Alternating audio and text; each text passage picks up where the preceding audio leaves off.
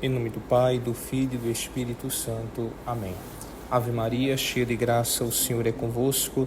Bendita sois vós entre as mulheres, e bendito é o fruto do vosso ventre, Jesus.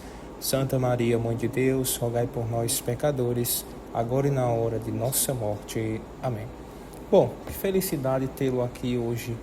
É o início do segundo módulo de nossa catequese catecumenal.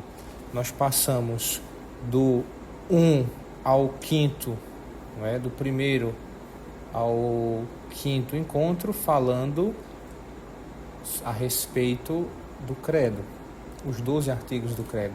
Você quer se batizar, se entende que você quer dizer eu creio em todas essas verdades que nós estudamos, mesmo que superficialmente, porque você teve o material de apoio, você em casa se aprofunda mais com as recomendações de leituras que eu te dei, com a apostila, mas é isso. Você dizer eu creio é estar repetindo aquele amém que nós vimos na aula passada. Creio nisso muito mais do que se eu visse com meus próprios olhos todas essas coisas. Isso fecha o primeiro módulo de 5 aulas dessa catequese catecumenal em preparação para o seu batismo. Agora nós vamos entrar em temas um pouco diversos, tá certo? Nós, nesse 6º encontro, iremos falar sobre a liturgia da igreja. O nome já é interessante, né? Que nós escutamos tantas vezes falar sobre liturgia e não entendemos o seu significado realmente. Então hoje nós vamos começar entendendo um pouco o que é a liturgia, e isso será uma introdução aos sacramentos da igreja. Essa é a segunda parte do catecismo. Por quê? Porque o credo, de certa forma, ele conta uma história, ele conta os acontecimentos da salvação. Você começa com a sua profissão, né? Creio em Deus Pai Todo-Poderoso, Criador do céu e da terra, em Jesus Cristo, seu único Filho, nosso Senhor, e vai contando o que aconteceu com Jesus, os dogmas e o que vai acontecer futuramente. Quando Jesus foi para o céu, ele não estava indiferente a toda essa confusão do mundo. Ele sabia que os apóstolos iriam ficar nesse mundo, ele já sabia que teria pessoas que nunca iria conhecer pessoalmente ele, mas que iam acreditar, como nós, porque lembre-se que ele falou para Tomé: felizes serão aqueles que creram sem ter visto, não é? Então, veja aí como ele não era indiferente a todas essas coisas que o mundo estava passando. Em meio a essa confusão que o pecado deixou no mundo, São Paulo fala que a natureza geme, né? A criação geme por causa do pecado. Jesus deixou os sacramentos como remédio. Os sacramentos são remédios. E os sacramentos são 7. Batismo, confirmação, penitência, que é a confissão, Eucaristia, a unção dos enfermos, ou extrema unção, e está faltando um. Já falei crisma. Você falou a confirmação. Que é a crisma, exatamente. E falei Eucaristia também, penitência, batismo, extrema unção e ordem e matrimônio. Estava faltando 2, ordem e matrimônio, né? São os remédios para nós que ficamos aqui. Jesus foi embora, disse que iria permanecer conosco e cumpriu a sua promessa, mas nós vamos entender isso aos poucos, tá certo? Então nós vamos ler esse texto que foi elaborado pelo professor Felipe Aquino. Ele é de um livro que também é chamado Para Entender e Celebrar a Liturgia, ok? E nós vamos fazer a leitura, comentando, e assim que terminarmos, vamos refletir juntos o próximo passo do seu caminho, tá bom? Porque isso aqui nesse segundo módulo é apenas a introdução. Nós não vamos falar de sacramentos as próximas todas as aulas, né? É somente essa e mais duas, tá? Pronto, então o Catecismo da Igreja ensina que pela liturgia, Cristo, nosso Redentor e sumo sacerdote, continua em sua igreja, com ela e por ela, e a obra de nossa redenção. Então, nós temos essa certeza. Pela liturgia da igreja, Cristo permanece operando no mundo a sua obra de redenção. Ele realizou de uma vez por todas a redenção na cruz. Ele salvou a humanidade. Só que agora ele continua essa obra pela sua igreja. Lembre-se que nós vimos, quando falamos sobre igreja, que agora Cristo está invisível operando em sua igreja. Então, ele está continuando a sua obra de redenção. Isso significa que, através da liturgia, Jesus continua a nos salvar, de modo especial em cada missa, onde se atualiza a sua santa paixão, morte e ressurreição e ascensão ao céu. Nela torna-se presente a nossa redenção. O termo aí atualiza não é no sentido de dizer que a paixão de Cristo ficou velha. É porque para o judeu, quando você celebra algo assim, né, é o tornar presente. O texto mais embaixo vai falar sobre esse sentido, né? O tornar presente, como é que significa.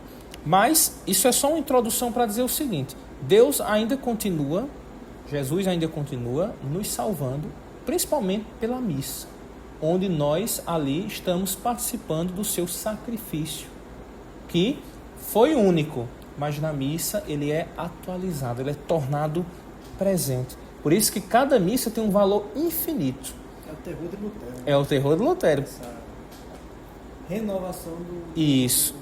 Eu mandei um vídeo sobre o protestantismo, não foi? Pronto. Perfeito. Foi uma aula ali, né? Bom, então, veja. A Constituição do Vaticano II, Sacrosanto Concílio, que é um documento, tá?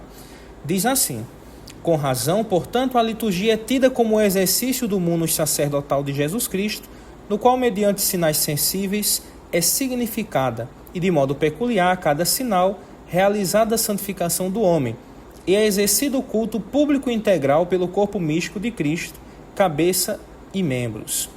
Disto se segue que toda a celebração litúrgica como obra de Cristo sacerdote e de seu corpo, que é a igreja, é ação sagrada por excelência, cuja eficácia no mesmo título e grau não é igualada por nenhuma outra ação da igreja.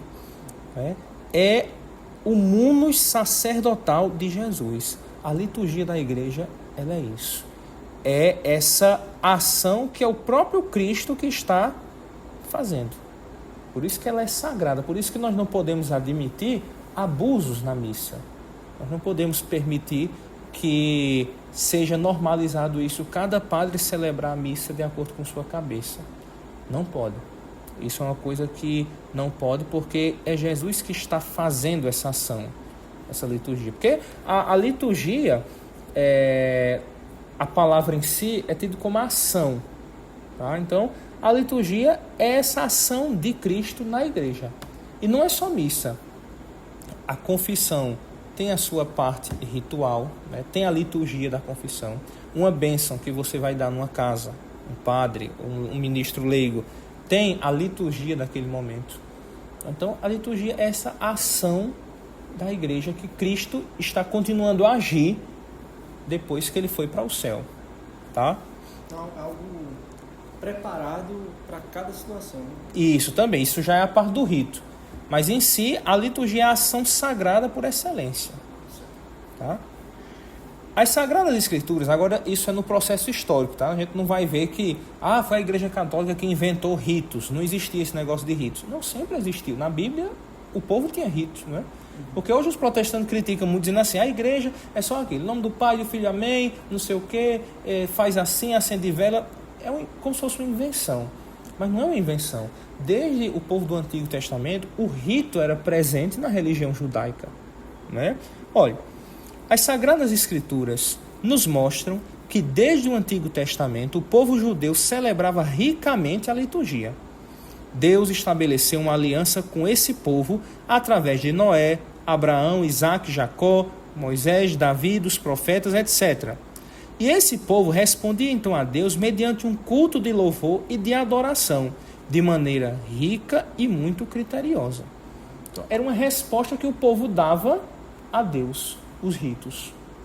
Uma coisa padronizada, organizada, que o povo fazia para dar a Deus. A tribo de Levi, os levitas, foram escolhidos por Deus para prestarem os serviços religiosos. Daí saíam os sacerdotes. A liturgia do Antigo Testamento foi a forma que o povo encontrou para dar sua resposta a Deus e celebrar sua presença. Pronto, é isso aí. É a forma que o povo encontra para dar a resposta a Deus. É isso que é a Sagrada Liturgia do Antigo Testamento. A liturgia em todos os tempos é o culto público que o povo presta a Deus. Podemos dizer que é um diálogo entre o povo e Deus. Tudo isso que nós vemos a igreja fazer, a missa, os ritos, os outros sacramentos, é o culto público da igreja. Assim como no Antigo Testamento se tinha a lei ritual, que era uma forma pública do povo judeu oferecer a Deus sacrifícios pelos pecados, questão das festas. Uma procissão. Isso, uma procissão. Você vê que no Antigo Testamento se tinha procissões também, né, com a Arca da Aliança em volta da cidade. Tá? O povo celebra os mistérios de Deus. Deus se entrega como dom ao povo e este, acolhendo o dom de Deus, responde a Deus com louvor e canta as suas maravilhas. Então é um diálogo. Você vê que na igreja se há esse diálogo. Porque nós não vimos que a igreja é tida como a esposa de Cristo, não é? A esposa e Cristo o esposo. Então nós, quando estamos na liturgia, participando, respondemos como esposa ao Cristo. Então, se tem um diálogo, né? O sacerdote que está fazendo as vezes do Cristo, ele diz: o Senhor esteja conosco, convosco. E nós respondemos: ele está no meio de nós. Então, é um diálogo do esposo e da esposa, a liturgia. Por isso que é importante se ter essa participação nos ritos, né, sagrados.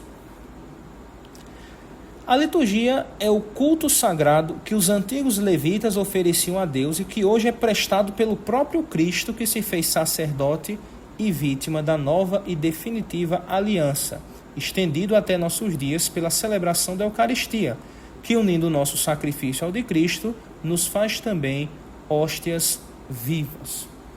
É isso aí. Veja que belo. Unindo o nosso sacrifício ao de Cristo, nos faz também hóstias vivas. A nossa vida, ela não deve ser uma entrega a Deus?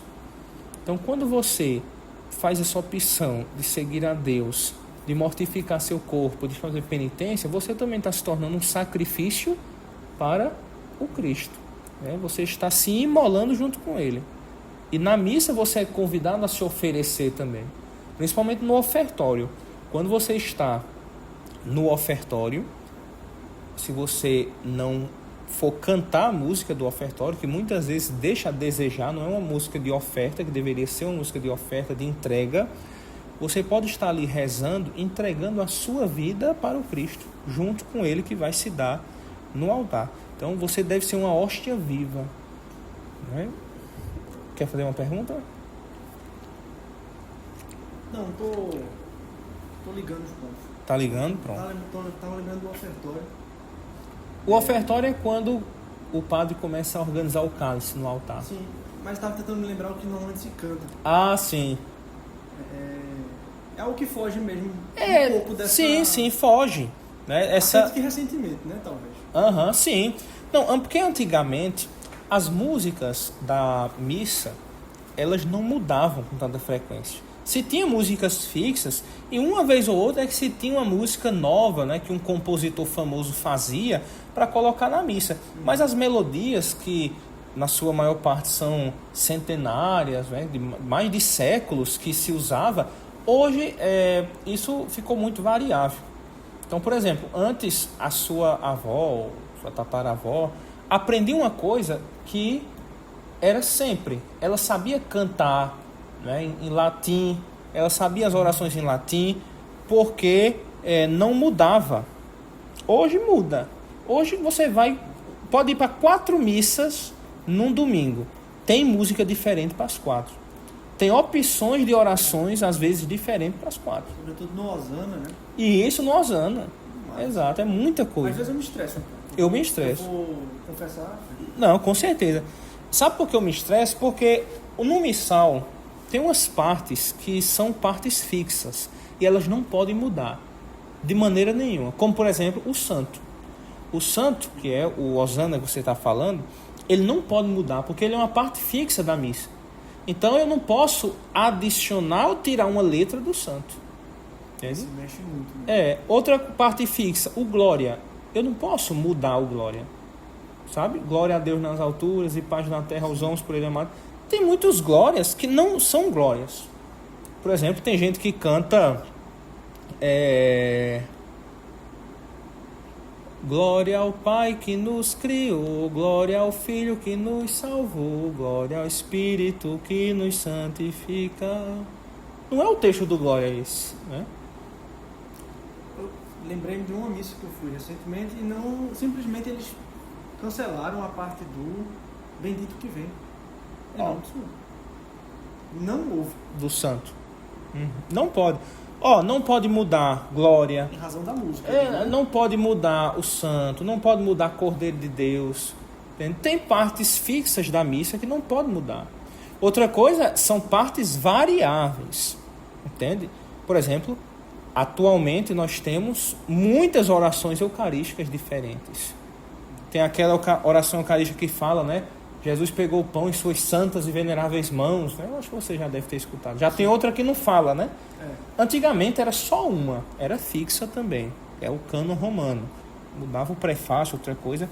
Mas hoje isso está muito assim.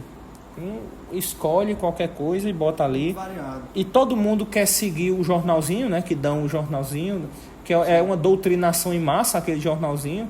Você pega muitas preces, às vezes, ali, que são tendenciosas para lados políticos. Eu fico meio triste quando eu vejo todo mundo de cabeça baixa. A missa toda. Antigamente a gente ficava fitando. Mesmo que você não soubesse o que o padre estava falando em latim, mas você estava tentando viver a missa. Entende? A missa ela é mais importante do que você entender. Você tem que vivê-la, experimentar.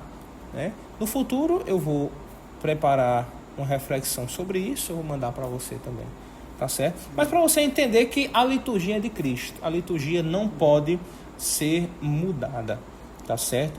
Porque veja, Cristo, ele é quem está agindo na liturgia, tá certo? Então, o que é que nós vimos até agora?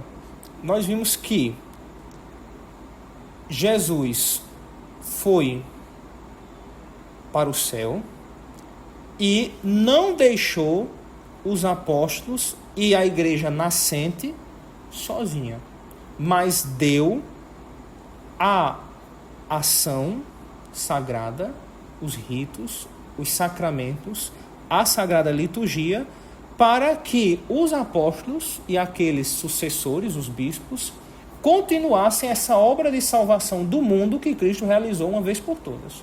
Se você entender isso, você entende a liturgia. Tá bom? É isso, né? É isso a liturgia. Estava pensando, se a liturgia se altera, ela deixa de ser católica. Isso. E católica mas é universal. Ela só pode alterar no que é permitido alterar. No que é disciplinar. Isso pode alterar. Entendeu? Mas naquilo que é fixo, imutável, não pode alterar.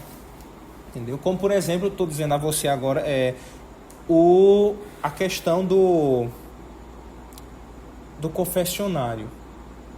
Antes se confessava de joelhos no confessionário, aquela caixinha de madeira, não sei se você ainda alcançou, mas hoje isso ficou relativo, não foi abolido totalmente. Mas como isso não é algo próprio da essência do sacramento, para dizer é válido ou não, pode sair, entendeu? Agora, se o padre vai perdoar você com palavras diferentes daquelas de mais de 2 de um período anterior, né, muito antigo, então não pode, porque é a essência, né? Então, o confessionário, isso dá para conversar, né? Mesma coisa o altar também. Se o altar vai ser na parede, como era antigamente, né? O padre de costas para o povo, mas em compensação de frente para Deus, né? Ou se vai ser no meio, voltado para o povo, isso pode mudar, porque isso é uma disciplina que se conversa. Se foi melhor, se foi pior, isso nós não entremos aqui nesse detalhe, mas é uma coisa que pode mudar, porque a missa em si é mais do que onde o altar está, entendeu? Então o que não pode mudar é as palavras de consagração. Isto é o meu corpo, né? Isso não pode mudar porque é eterno. E, verdade, ela não seria católica se mudasse, né? A liturgia católica instituída por Jesus visa celebrar, tornar célebre, dar importância, honrar, exaltar em comunidade a Santíssima Trindade de modo especial e celebrar os santos mistérios. Então, é isso aí que a liturgia faz. Ela torna célebre, é celebrar, né? Ela exalta. Todo culto litúrgico ele é direcionado a Deus em primeiro lugar e termina por Nosso Senhor Jesus Cristo. Então veja, quando o padre celebra, quando ele fala as orações da missa, ele está se dirigindo a Deus. Ó Deus onipotente, vós, aí relembra alguma coisa a Deus, né? Vós que libertastes nossos pais da escravidão do Egito. Aí pede uma coisa para o presente. Concedei-nos hoje a graça da Páscoa de Cristo. E implora uma coisa para o futuro. Para que, caminhando nesta vida, possamos chegar à vida eterna. Por Cristo, nosso Senhor. Termina com Cristo. Então, em primeiro lugar, é a Santíssima Trindade, que é exaltado. E os santos mistérios. O que nós vimos no credo se celebra na liturgia. Então, nós no credo vimos que Maria é Mãe de Deus. Dia 1º de janeiro tem solenidade de Santa Maria, Mãe de Deus. Então a igreja tem um calendário próprio para celebrar os santos mistérios. Esses dias eles podem mudar, se for conveniente ou não. Esses dias, por alguma necessidade ou outra, se muda, entende? Mas nós temos um calendário onde todo dia tem uma celebração de algo, entende? Assim, para celebrar bem a liturgia, é preciso ter uma profunda noção do que é o cristianismo. Por isso que nós começamos com o credo. Porque se eu não explicasse para você a nossa história de salvação, você não ia entender por que a igreja faz tudo isso, né? Sim. Porque é importante rezar, celebrar. O conhecimento da história da salvação, da obra de Cristo e da missão da igreja. Sem isto, a liturgia não pode ser bem compreendida e amada, e pode se transformar em ritos vazios. Então, é por isso. Você não deve vir somente, hoje é dia do batismo do Senhor, ou então hoje é dia da solenidade da ascensão de Jesus aos céus. Você não pode vir simplesmente, eu vou ter que ir para a missa, porque hoje é a missa que Jesus foi para o céu, e eu tenho que participar, uma coisa cansativa. Você deve participar porque você já teve uma formação que entendeu porque ele foi para o céu, entende? Então, a mesma coisa a Páscoa. Você pode vir para 1000 missas de Páscoa. Nós tivemos agora, né, recentemente, a missa de Páscoa. Mas se entende que você que está ali tem o conhecimento do que é a Páscoa. De que você estudou bem o credo e você sabe que, conforme as Escrituras, né, ressuscitou dos mortos. Entendeu? Se entende que você deveria saber isso. Por isso, senão, você vai ficar perdido, né? Você vai vir para... Hoje é celebração... Assunção de Nossa Senhora. Aí você chega e diz, Maria foi assunta? Como assim? Entendeu? Você não, vai ser um rito vazio. Por isso que é importante você saber o que você está celebrando. Assim, nenhuma vez é igual a outra também, né? Com certeza. Sempre será uma experiência nova, né? Sensações de experiências diferentes. Uhum. Leia aí, por favor, essa citação do documento da Sacrosanto Concílio, número 8. Na liturgia terrestre, antegozando participamos já da liturgia celeste, que se celebra na cidade santa de Jerusalém, para a qual, na qualidade de peregrinos, caminhamos. Lá, Cristo está sentado à direita de Deus, ministro do santuário e do tabernáculo verdadeiro. Com toda a milícia do exército celestial, cantamos um hino de glória ao Senhor e, venerando a memória dos santos, esperamos fazer parte da sociedade deles. Suspiramos pelo Salvador, nosso Senhor Jesus Cristo, até que Ele, nossa vida, se manifeste e nós apareçamos com Ele na glória. Pronto. A liturgia terrestre quer imitar a liturgia do céu. Lá no céu nós acreditamos que se tem essa plena realização. Aqui é somente uma imagem, uma figura. Por que a igreja usa incenso? Porque no livro do Apocalipse está lá o incenso que era usado diante do santuário, né? Por que se usa essas vestes assim? Está lá, pode ir no livro do Apocalipse. Eu recomendo para você a conversão do Dr. Scott Hahn, que se converteu numa missa, porque ele conseguiu, ele era um protestante ferrenho.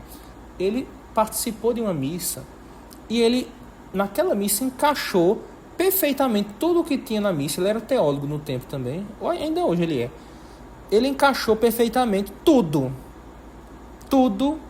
com a Bíblia, na missa. E ele percebeu que a Igreja Católica era uma igreja muito baseada na Bíblia. E ele se converteu. É muito interessante a história da conversão dele. Depois você dê uma pesquisada. Ele tem muitos livros bons. Tem do doutor... Oi? A conversão do doutor... Não, o nome dele é Dr. Scott Hahn. Scott Hahn. Ele tem um livro chamado O Banquete do Cordeiro.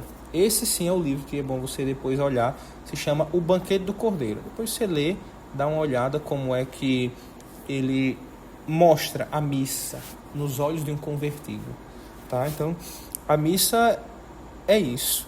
Nós tentamos, de uma certa maneira, fazer essa antecipação do que acontece no céu.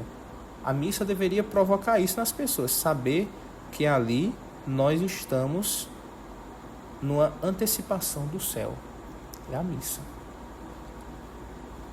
Os sacramentos são sinais sensíveis, palavras e ações acessíveis que realizam eficazmente a graça que significam pelo poder da ação de Cristo e do Espírito Santo. Sacramento é uma palavra que você com certeza escuta muito. Não é nada mais do que isso. O sinal sensível da glória, o sinal sensível da graça. É uma coisa que você vê através de palavras e ações. A graça de Deus é invisível, né? Então, o sacramento é a graça visível, se nós formos dizer assim, né? Eles realizam aquilo que promete.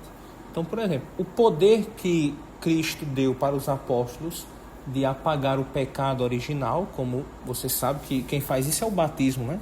Então vai apagar o pecado original, a culpa do pecado original, mas por onde? Pela água que será derramada, pelas palavras do padre e pela intenção que ele tem de fazer aquilo. São coisas necessárias para o sacramento ser válido. Então, quando o padre for batizar você, ele precisa da matéria. Todo sacramento precisa da matéria. E no caso do batismo é o quê? A água, né? Então ele precisa daquela matéria. No caso da confissão, os pecados. É a matéria para a confissão. Não tem confissão se não tiver pecado. Se você chegar e disser, padre, eu vim me confessar, e ele disser, certo, diga seu pecado. Você disser, não tenho pecado. Então vai-se embora, não vai ter confissão. Né? Então sempre os sacramentos vão ter uma matéria. Tá bom? Vai ter a matéria, porque a graça é invisível. Precisa da matéria. Jesus, como nós vimos também nas catequeses de Santo Tomás, a matéria, quem condenava eram aqueles hereges lá, né? Dizer que a matéria tem um Deus mau, que é um Deus materialista. Não é. Então, nós temos isso aí. O incenso é uma forma considerada material? Não, o incenso, ele não é um sacramento, né? Assim, não faz parte de um sacramento. Ele é da missa, de um ato litúrgico, mas ele não é necessário. Não tem nenhuma... Não, ele tem, assim, eu não posso dizer que ele não tem importância, né? Ele é para, claro, com todo o seu simbolismo, né? Porque você sabe que incenso é levar o simbolismo de levar as nossas orações para Deus, incensar, só Deus merece incenso, tem todo um simbolismo por trás do incenso. Mas o que eu quero dizer para você é o seguinte, é que com incenso ou sem incenso, a missa é válida. Então, não é nesse sentido de matéria que eu estou falando para você. Eu estou falando uma matéria que dá validade ou não, entende? De um sacramento. O incenso não é uma coisa que dá validade a um sacramento, entendeu? Se o padre celebrar uma missa sem incenso, a missa é válida. Sim, como acontece. Como acontece, é. Agora, se um padre for celebrar uma missa com pão francês, aí não é válido, não. Porque está mexendo na matéria em si, essencial, que é o pão daquela maneira preparada para a Eucaristia. Que é ali com toda a preparação, né? A mesma coisa, o vinho, entende? Então, não vai ser válida aquela missa.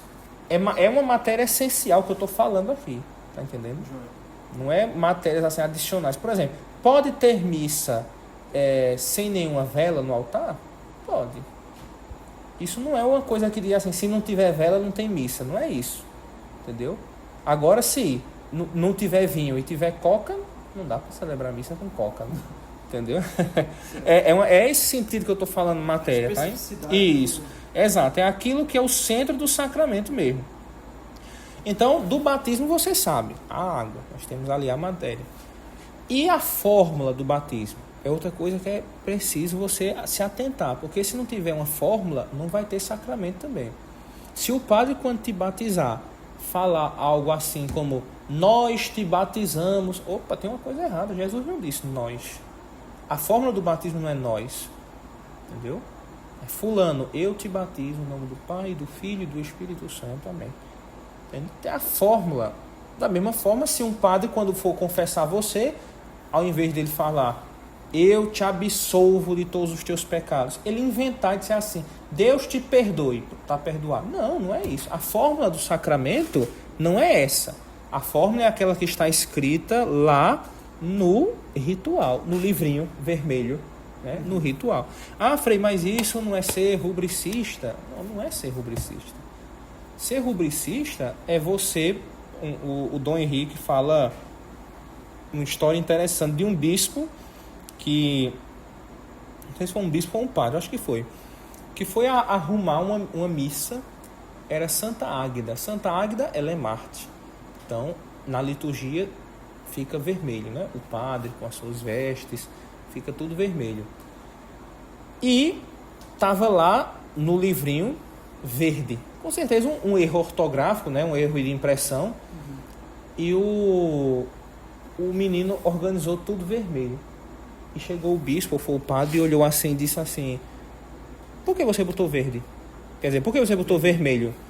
Aí ele disse, porque Santa Águida, né, uma Marte, né, da igreja, derramou seu sangue. Não, o que está escrito aqui? Verde. Então bota verde. Então, isso é rubricismo, isso aí, entendeu? Sim. Não é você seguir a rubrica, tá? Porque é uma coisa essencial do sacramento. É você falar a fórmula, entende? Mesma coisa na missa. Um padre não pode mudar as orações da missa.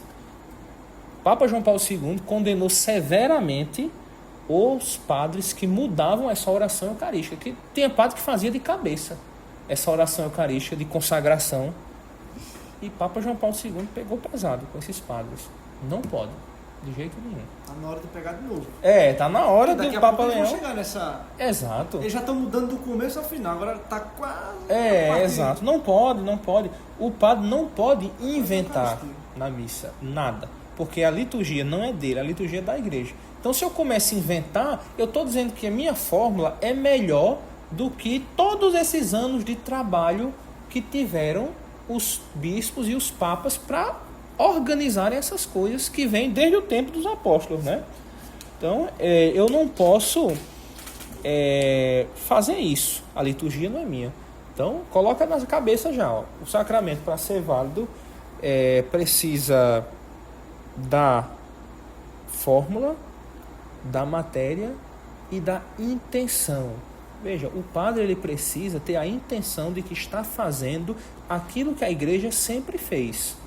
Ou seja, quando ele for batizar você, ele tem que ter essa intenção de que ele vai estar ali fazendo o batismo em nome da igreja para lavar você do pecado original, entendeu? Da culpa original. Ele não pode fazer aquele batismo fingindo, sei lá, isso aqui é uma crisma. Entendeu? Ele tem que ter uma intenção reta. Ele tem que ter isso em mente. Vou ficar de olho, de ouvido aberto quando ele falar. Eu te batizo, Você acredita que teve uma história, eu não sei de quem foi, mas aconteceu por aí. Um padre, eu acho que foi um padre, ele, depois de ordenado já, há muito tempo, ele disse, eu vou assistir aqui o DVD do meu batismo, né? Daquele tempo antigo ainda. E quando ele assistiu o DVD, ele viu que o padre que fez o batismo fez com a fórmula errada. Ele não disse, eu te batizo em nome do Pai, do Filho. Ou seja, ele teve que refazer tudo de novo. Ele já era padre, ele teve que refazer tudo de novo. Batismo, Ele perdeu por um tempo a batina? Não, eu não sei o resultado dessa história. Eu só sei que ele precisou dos sacramentos, porque ele não tinha o batismo. Então, o batismo é a porta. Eu não posso dizer para você, olha, Marcelo, vá comungar. Não, o batismo que vai abrir essa porta para você. Entendeu? Então, o batismo é que vai fazer isso. É sério essa questão. Por isso que hoje, às vezes, os padres não gostam dessas brigas que os leigos fazem, né? Ah, você quer me cobrar, fica de olho se eu estou celebrando certo, não sei o quê. É óbvio. É óbvio, porque a gente depende dos padres, a gente depende de vocês, né? Então, imagine só, se os padres começam a celebrar invalidamente, quem se prejudica? Nós. Certeza. Nosso espírito. Eu acho que a gente se confia na instrução. Isso, exato, se confia. Era para ser assim. Antes a palavra de padre tinha mais valor do que hoje, né? Antigamente, não sei se eu já disse a você, mas vou dizer que um prefeito era o segundo em comando de uma cidade de interior. Primeiro é a palavra do padre. Na primeira aula. Exato. Primeiro é a palavra do padre, depois é a do prefeito. Entendeu? Isso quando o padre não era prefeito? Era, exato. Tem Tem sim. Isso quando ele não era prefeito, bem notado. Viu? Então, veja aí como é que fica, né? Bom, tá conseguindo acompanhar até aqui? Tá leve, né, o tema hoje. Eu estou limpando aqui que eu tenho dermatite, fica coçando e caindo essas... Não é caspa, né? É das próprias feridas, né, da dermatite. E aqui, região quente, né? O calor fica intensificado. Eu vim pegar isso aqui, eu não tinha não. Foi nesses tempos aqui. É porque aqui, não sei como é lá em Cachoeirinho, Clio, mas aqui em Recife é um lugar que é um clima muito específico. É diferente das outras capitais do Brasil. Você vai, chega aqui, se sente o ar pesado. Eu nunca gostei desse clima daqui. A pele fica oleosa, então dá todas essas coisas. Nunca gostei. Eu gosto de tudo aqui, da paisagem, de muita coisa. Mas não do clima. Altera muito. Prefiro 1000 vezes o Agreste. É muito pesado o ar. Eu gosto do Agreste. Bom, então a igreja nos ensina que maravilhosamente, pela liturgia, Cristo abraça todos os tempos e nele se mantém presente. Porque a igreja faz isso desde o tempo apostólico, né? Sempre houve missas na história da igreja. Então Cristo sempre está presente em todos os tempos. Né? Em todos os tempos. Olha que lindo isso aí. Leia, por favor. Assim, ele pôde tocar, curar, perdoar, exortar e salvar a cada homem em seu próprio tempo e lugar da história. Ele está presente no sacrifício da missa de várias formas. Na pessoa do ministro, pois aquele que agora oferece pelo ministério do sacerdote é o mesmo que outrora se ofereceu na cruz, e de modo especial sob as espécies eucarísticas. Ele está presente nos sacramentos. Assim, quando alguém batiza, é Cristo mesmo que batiza. Ele está presente por sua palavra, pois é Ele mesmo quem fala quando se leem as Sagradas Escrituras na igreja. E Ele está presente quando a igreja reza, onde 2 ou 3 estiverem reunidos em meu nome, aí estarei no meio deles. Pronto. Está aí a conclusão do texto. Cristo toca, cura, perdoa, exorta e salva cada um, em todos os tempos, pelos padres, pelos bispos, pela liturgia da sua igreja. E, principalmente, na missa, quando ele está presente na Eucaristia. Tá certo? Ou seja, nos sacramentos é isso. Quando alguém batiza, é Cristo que está batizando. Quem vai batizar você é o padre, claro, mas é Cristo mesmo que vai batizar. Tá bom? Então, o texto é esse. Embaixo eu deixei duas leituras extras, se você quiser. A primeira é o desenvolvimento orgânico da liturgia. É sobre história da liturgia. Como é que a liturgia da igreja foi sofrendo alterações desde o tempo dos apóstolos até hoje. Até hoje, na verdade, assim, antes de 1960, por aí. Ele não vai até hoje, não. É até 1960. Para você ver como muitas coisas mudaram na missa ao longo do tempo. As reformas dos santos, que pensaram colocar, tirar. A gente vê a missa hoje desse jeito, mas não sabe quanto ela já mudou durante os tempos até... Então esse é um livro bom que você acompanha do começo, como era a missa no princípio até hoje. A mesma coisa esse Missarum Solemnia, ele também é de história da liturgia, são livros, todos os dois de liturgia, que você pode dar uma olhada, tá certo? Essa apostila já vai precisar de revisão, outras coisas que eu vou adicionar, mas é isso, a liturgia. Essa é a introdução que eu queria fazer com você hoje. Recapitulando que nós vimos um pouquinho o que é liturgia, tá? Essa formação não foi uma formação de missa, nem de sacramentos em si, né? Foi uma mistura, né? O que é liturgia, o que são os sacramentos, como Cristo age pela sua liturgia, entende? Foi algo assim para que você possa ser inserido. Agora, Marcelo, o que é que eu quero enfatizar? Essa foi a porta, tá bom? Você já viu que é importante nós termos em mente que Cristo age pela liturgia, que ele deixou os sacramentos como remédio para a nossa humanidade, tá? E que nós devemos procurar recebê-los. Isso é importante. Agora, nós vamos entrar especificamente no batismo. O certo seria, se fosse uma catequese completa, de 1 ano ou 2, ver um por um. Batismo, crisma, eucaristia. Mas como o seu foco é só o batismo, eu vou conversar com você nos próximos 2 encontros só sobre o batismo. Um pouco de história do batismo, tá bom? Como é que foi se organizando. Nós vamos ver melhor essas questões da fórmula, da intenção e tudo mais. Então, história do batismo. Depois, o efeito espiritual do batismo, tá? Aí nós vamos fechar esse ciclo de batismo, tá bom? E aí, as últimas 2 será a vida do batizado.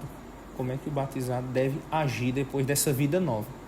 Porque o batismo, você sabe que é uma morte, né? Também. Você vai morrer de vez para esse maldito pecado, para que você possa ter uma vida nova com Cristo. Então, eu não posso simplesmente dizer assim, pronto, agora ensinei a você a teoria do batismo. Então, eu também vou passar uma prática, uma tarefa de casa que você não vai ter data para me devolver, como as outras leituras. É uma coisa que você vai viver até morrer. Eu vou dar mais ou menos um manual de como ser católico, como ser cristão, batizado de verdade, né? Não só de nome. Sim. Né? Eu, quando fiz minha preparação para o catecumenato, né, o batismo, não pense que eu fui uma pessoa que logo depois do batismo eu me converti logo e fui para a igreja. Eu tive uma formação como essa sua, né, de preparação. Foi mais longa a minha preparação, o batismo. Eu me batizei com 12 anos. Não sei se eu disse a você já alguma vez, mas eu me batizei com 12 anos. Eu tive uma formação precária em casa, não tinha ninguém que fosse assim tão preparado para me orientar. E como minha cidade era religiosa, a noção que eu tinha era isso. Eu me batizei, agora acabou. Eu não ia para missa, eu não tinha uma vida católica, mas também não aprendi isso na formação, entendeu? Eu não aprendi isso. era um batizar como formatura. O meu batismo pareceu como se fosse... Como quem tira um documento. Como quem tira um documento. Entende? Então foi uma formatura para mim. E pronto. E eu disse, agora acabou. Né? E vamos comer o bolo. E eu ia uma vez ou outra para a igreja. Mas por que eu estou contando isso? Porque isso é a mentalidade do povo. Eu nunca mais, olha, eu me batizei com mais 4. Foi a minha turma de batismo. Nunca mais, até hoje eu não vejo esse povo na igreja. Eu vejo na rua, às vezes, quando eu passo, raramente ainda, não sei nem se estão vivos todos. Mas eu nunca vejo esse povo na igreja. Quando eu passo, parece que foi só um... E o pior, eu estava seguindo esse caminho depois do meu batismo. Porque eu me batizei assim grande como você. Então a tendência do jovem é essa mesmo. Mas graças a Deus você está tendo uma formação sólida, muita modéstia à parte, não só por causa de mim, mas porque você em casa já via, você já estudava, você já tinha isso, né? E esse é o caminho, meu irmão. Esse é o caminho, você fazer isso, porque senão você esmorece com o tempo. Você vai ver que depois vira rotina, comungar, ir para a missa. Não tem mais o prazer inicial. Você vira uma coisa automática. E no meu caso, se eu me deixar levar para isso, nesse meu estado de vida, eu vou virar um profissional do sagrado. Virou uma rotina tão que eu não tenho mais o gosto de fazer, né? Eu vou, comungo, participo de uma missa. Se eu for, foi, não foi, tanto faz. Entende? Então, isso é uma coisa que você precisa também, tá? Ter essa parte prática.